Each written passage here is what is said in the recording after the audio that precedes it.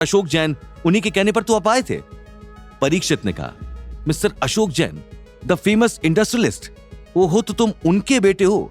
अगर वो कहते तब तो मैं कभी नहीं आता। मुझे याद है एक वक्त पर उन्होंने मुझे कितना नीचा दिखाया था, वो भी सिर्फ इसलिए क्योंकि मेरा हुलिया दुरुस्त नहीं था। ऐसे इंसानों के लिए मेरे दिल में कोई जगह नहीं है। तभी गीता ने चौंकते हुए कहा, क्या इसका मतलब ये तुम्हारे कहने पर नहीं आए तो गौतम इन्हें तुम लेकर आए हो? गीता को आखिरकार एहसास हुआ कि उसने बहुत बड़ी गलती कर दी थी। गौतम गीता को देखने लगता है। उसे पता था कि गीता अब अपने आप को बचाने के लिए कोई ना कोई नया तमाशा तो करेगी। गौतम ने जैसा सोचा था वैसा ही हुआ। गीता ने इतने बड़े डॉक्टर की पिटाई की थी, उसे बुरा भला कहा। उसे और कोई रास्ता नजर नहीं आ रहा था, इसलिए गीता ने सबके सामने नाटक करते हुए गौतम के सामने हाथ जोड़ते हुए कहा, मुझे माफ कर दो बेटा, मैं परेशान हो गई थी। तुम्हें पता है ना कि तुम्हारे डैडी जी की हालत कैसी है। मुझसे उनकी परेशानी झेली ही नहीं जाती और ना जाने मैं तुमसे गुस्से में कितना कुछ कह गई। ऐसा बोलते हुए गीता ने अपने मुंह पर 3-4 थप्पड़ मारे और कहा, मुझे माफ कर दो बेटा, अगर तुमने इन्हें नहीं रोका तो ये नहीं रुकेंगे और तुम्हारे डैडी जी मर जाएंगे। गौतम ने सोचा, कर तो दिखावा ही रही है, ये मैं साफ साफ जानता हूँ, क्योंकि मेरी तरफ से इनका दिल कभी साफ नहीं हो सकता। मुझे क्या, डैडी जी का इलाज करवाना ज्यादा जरूरी है। गौतम ने दरखास्त करते हुए कहा, डॉक्टर परीक्षित, देखिए अब तो मम्मी जी ने भी बात मान ली है ना मम्मी जी? जब गौतम ने ऐसा कहा तो गीता ने जवाब दिया, डॉक्टर साहब देखिए, गौतम तो मेरा बड़ा ही प्यारा बच्चा है। गौतम, एक बार डैडी जी ठीक हो जाए ना तो फिर मैं तुम्हें अच्छी अच्छी चीजें अपने हाथ से पका कर खिलाऊंगी। तुम तो मेरे बहुत प्यारे दामाद हो।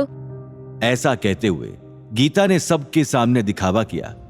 डॉक्टर परीक्षित कुमार ने गौतम की ओर मुस्कुराते हुए देखा और कहा, सिर्फ और सिर्फ तुम्हारे लिए गौतम, मैं तुम्हारे ससुर का इलाज करने के लिए तैयार हूं। चलो, मुझे उनके रूम तक लेकर चलो।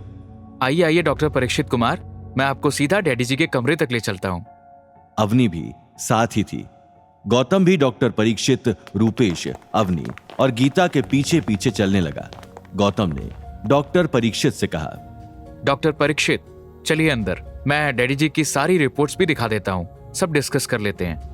तभी गीता ने गुस्से से गौतम को रोकते हुए कहा, तुम क्यों जाओगे अंदर? तुम्हें नहीं जाना। डॉक्टर परीक्षित कुमार के एक्सप्रेशन देखकर गीता को याद आया कि वो तो डॉक्टर परीक्षित के सामने दिखावा कर रही थी, इसलिए उसने बनावटी हंसी हंसते हुए कहा, मेरा मतलब था कि इसका अंदर क्या काम? आईसीयू में ज्यादा लोग अलाउड नहीं है। मैं अंदर जाती हूँ क्योंकि मैं पेशेंट की बीवी हूँ। गौतम परेशान हो जाता है ये सोचकर कि गीता के रहते वो अनिल के करीब इतनी आसानी से नहीं जा पाएगा। बिना अनिल के करीब जाए वो उसकी मदद कैसे कर पाएगा। डॉक्टर परीक्षित कुमार अंदर ऑपरेशन के लिए चले गए और उनको असिस्ट करने के लिए कुछ नर्सेस भी वहां पर पहुंच गईं। ऑपरेशन थिएटर के बाहर का रेड बल्ब ऑन हो गया और सभी की सांसें अटक गईं और धड़कनें काफी जोरों से बढ़ने लगीं। गीता को थोड़ी बेचैनी महसूस हो रही थी, इसलिए उसने कहा, अरे अवनी बेटा, मुझे थोड़ी घुटन महसूस हो रही है। मैं जरा नीचे जाकर सौरभ के पास बैठी हूँ, तो यहीं रुक।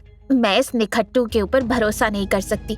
रुपेश, तुम मेरे साथ नीचे आ जाओ, मुझे तुमसे कुछ जरूरी बात करनी है।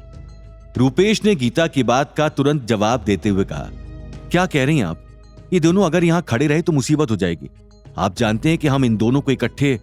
रूपेश अपनी बात पूरी करता उससे पहले गीता ने कहा, मेरी बात सुनो, मुझे तुम्हारे से बहुत जरूरी बात करनी है। रूपेश गुस्से से गौतम को घूरते हुए गीता के पीछे पीछे नीचे चला गया। वहीं ऑपरेशन थिएटर के बाहर वेट करते करते अवनी टूट सी गई थी और वो रोने लगी। गौतम उसके नजदीक गया और उसने अवनी को चुप कराते हुए कहा, तुम तो अपने पापा की फाइटर बेटी हो ना, फिर क्यों रो रही हो? मेरा विश्वास करो, डॉक्टर परीक्षित डैडी जी का इलाज बहुत अच्छे से करेंगे। तुम देखना, चंद ही घंटे में डैडी जी होश में आ जाएंगे और तुमसे पहले की तरह बातें करने लग जाएंगे। आगे की कहानी जानने के लिए देखिए अगला एपिसोड सिर्फ पॉकेट एफएम के यूट्यूब चैनल पर और रॉयल वारिस के सारे एपिसोड्स को सुनने के लिए डिस्क्रिप्शन में दी लिंक से डाउनलोड करें पॉकेट एफएम ऐप।